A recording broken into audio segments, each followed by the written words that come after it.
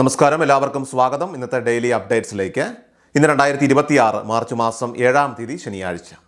ഇന്നത്തെ പ്രധാനപ്പെട്ട വാർത്താ അപ്ഡേറ്റുകളും നാളെയും വരും ദിവസങ്ങളിൽ നിങ്ങളെല്ലാവരും അറിഞ്ഞിരിക്കേണ്ട, ശ്രദ്ധിക്കേണ്ട വളരെ പ്രധാനപ്പെട്ട അറിയിപ്പുകൾ, അപ്ഡേറ്റുകളൊക്കെയാണ് ഡെയിലി അപ്ഡേറ്റ്സിൽ നിങ്ങളുമായിട്ട് ഷെയർ ചെയ്യുന്നത്. എല്ലാ പ്രേക്ഷകരും പൂർണ്ണമായിട്ട് ഈ അപ്ഡേറ്റുകൾ ശ്രദ്ധിക്കുക. നിങ്ങളെല്ലാവരും വീഡിയോ ഒന്ന് ലൈക്ക് ചെയ്ത് എല്ലാ പ്രേക്ഷകരിലേക്കും മറക്കാതെ ഷെയർ ചെയ്ത് എത്തിക്കുക. നമ്മുടെ വാട്സപ്പ് ഗ്രൂപ്പിൽ ജോയിൻ ചെയ്യുക. വാർത്തകളും അറിയിപ്പുകളും എല്ലാ ദിവസവും കൃത്യമായി നിങ്ങൾക്ക് വാട്സപ്പ് ഗ്രൂപ്പിൽ ലഭ്യമാകുന്നതാണ്. വാട്സപ്പ് ഗ്രൂപ്പിൻ്റെ ലിങ്ക് വീഡിയോയുടെ ഡിസ്ക്രിപ്ഷനിൽ അതോടൊപ്പം തന്നെ കമൻറ്റിൽ നൽകിയിട്ടുണ്ട്. എല്ലാ പ്രേക്ഷകരും മറക്കാതെ ഏതെങ്കിലും ഒരു ഗ്രൂപ്പിൽ ജോയിൻ ചെയ്യുക.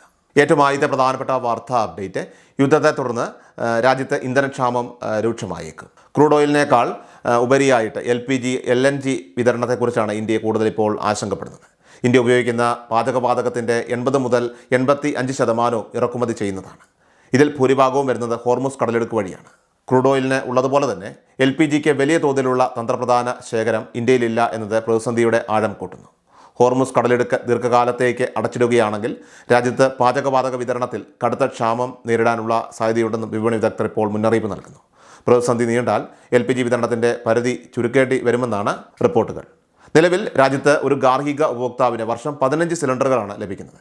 കേരളത്തിൽ ഇത് 12 ആണ്. ഇതിൽ സബ്സിഡി ലഭിക്കുന്നത് 10 സിലിണ്ടറുകൾക്കാണ്.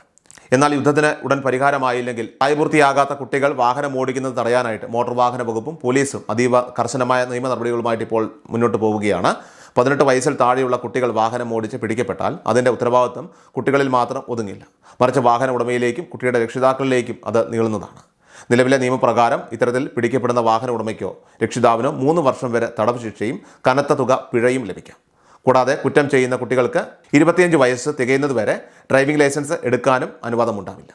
അപ്പോൾ ഇത്തരം സാഹചര്യങ്ങളിൽ ഉണ്ടാകുന്ന അപകടങ്ങൾക്ക് ഇൻഷുറൻസ് പരിരക്ഷ ലഭിക്കില്ല എന്നതും വളരെ പ്രധാനമാണ്. നഷ്ടപരിഹാര തുക അത് രക്ഷിതാവോ അല്ലെങ്കിൽ സ്വന്തം കയ്യിൽ നിന്നോ നൽകേണ്ടി വരുമെന്നതും നിയമത്തെ കൂടുതൽ കർശനമാക്കുന്നു. അടുത്ത പ്രധാനപ്പെട്ട വാർത്താ അപ്ഡേറ്റ്, സംസ്ഥാനത്തെ വിവിധ സ്കോളർഷിപ്പ് ആനുകൂല്യങ്ങളുടെ വിതരണം ആരംഭിക്കുകയാണ്. ഈ സാഹചര്യത്തിൽ വിദ്യാർത്ഥികൾ തങ്ങളുടെ ബാങ്ക് അക്കൗണ്ടുകൾ ആക്റ്റീവാണെന്ന് പ്രത്യേകം ഉറപ്പുവരുത്തേണ്ടതുണ്ട്. ദീർഘകാലം ഇടപാടുകൾ നടത്താത്തതോ KYC അപ്ഡേറ്റ് ചെയ്യാത്തതോ ആയിട്ടുള്ള അക്കൗണ്ടുകൾ ഇനാക്റ്റീവ് ആകാനുള്ള സാധ്യതയുണ്ട്. അപ്പോൾ ഇത്തരത്തിൽ അക്കൗണ്ട് മരവിപ്പിക്കപ്പെട്ടാൽ പിന്നീട് സ്കോളർഷിപ്പ് തുക ക്രെഡിറ്റ് ആകുന്നതിനോ അല്ലെങ്കിൽ ക്രെഡിറ്റ് ആയാൽ തന്നെ അത് പിൻവലിക്കുന്നതിനോ ഒക്കെ തടസ്സങ്ങൾ നേരിട്ടേക്കാം. അതിനാൽ തന്നെ സ്കോളർഷിപ്പ് ലിസ്റ്റിൽ പേരുണ്ടായിട്ടും ആനുകൂല്യം ലഭിക്കാത്ത സാഹചര്യം ഒഴിവാക്കാൻ ബാങ്ക് അക്കൗണ്ടിൻ്റെ നിലവിലത്തെ അവസ്ഥ, സ്റ്റാറ്റസ് കൃത്യമായി പരിശോധിക്കുക. അക്കൗണ്ട് ആക്റ്റീവ് അല്ലാത്തവർ എത്രയും വേഗം തന്നെ ബാങ്കുമായി ബന്ധപ്പെട്ട് ആവശ്യമായ നടപടികൾ സ്വീകരിക്കേണ്ടതാണ്. അടുത്ത പ്രധാനപ്പെട്ട വാർത്താ അപ്ഡേറ്റ്, ക്ഷേമ പെൻഷൻ ഗുണഭോക്താക്കൾക്കിടയിൽ ഇപ്പോൾ പ്രധാനമായിട്ടും ഒരു സംശയമുണ്ട്. അതായത് ഈ മാർച്ച് മാസത്തിൽ 3 ഗഡുക്കൾ ഒരുമിച്ച് ലഭിക്കുമോ എന്നുള്ളത്. അതായത് 6000 രൂപ ഒരുമിച്ച് ലഭിക്കുമോ എന്നുള്ളത്. കാരണം കഴിഞ്ഞ ദിവസം നമ്മുടെ വീഡിയോയുടെ കമൻറ്റ് ബോക്സിലൊക്കെ പലരും മറ്റു ചില വാർത്താ ചാനലുകളിൽ വന്ന വാർത്തകൾ അത് തെറ്റിദ്ധാരണ ഉണ്ടാക്കിയതായിട്ടൊക്കെ തന്നെ പറയുകയുണ്ടായി. സോ അത് കൃത്യമായിട്ടൊന്ന് വിശദീകരിക്കാം. യഥാർത്ഥത്തിൽ വരാനിരിക്കുന്ന 3 മാസത്തെ പെൻഷൻ വിതരണം തടസ്സമില്ലാതെ നടത്തുന്നതിനാണ് സർക്കാർ ഇപ്പോൾ പ്രത്യേക ഉത്തരവ് ഇറക്കിയിരിക്കുന്നത്.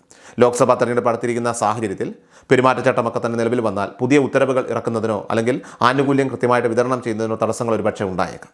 ഇത് ഒഴിവാക്കി പെൻഷൻ തുക കൃത്യസമയത്ത് ഗുണഭോക്താക്കളിലേക്ക് എത്തിക്കുക എന്നതാണ് ഈ ഉത്തരവിൻ്റെ ലക്ഷ്യം.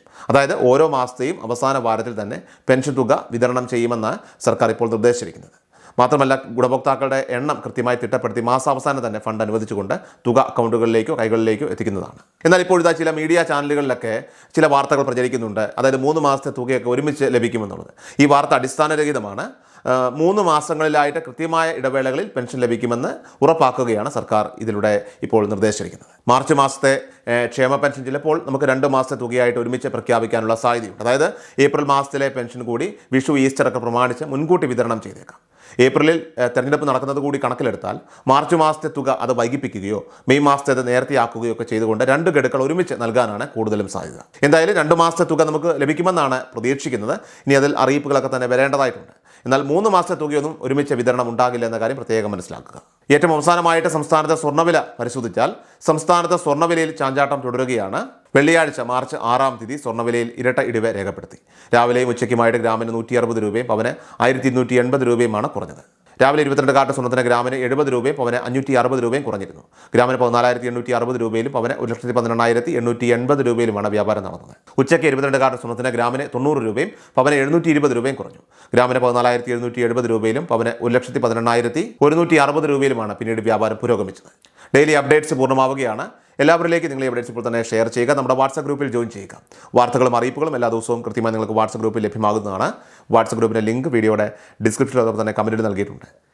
ഇപ്പോൾ തന്നെ ചാനൽ സബ്സ്ക്രൈബ് ചെയ്യുക, ഫോളോ ചെയ്യുക, നിങ്ങളുടെ ലൈക്കും ഷെയർ നൽകി ഞങ്ങളെ സപ്പോർട്ട് ചെയ്യുക. നിങ്ങളുടെ അഭിപ്രായങ്ങൾ കമന്റ് ബോക്സിൽ രേഖപ്പെടുത്തുക.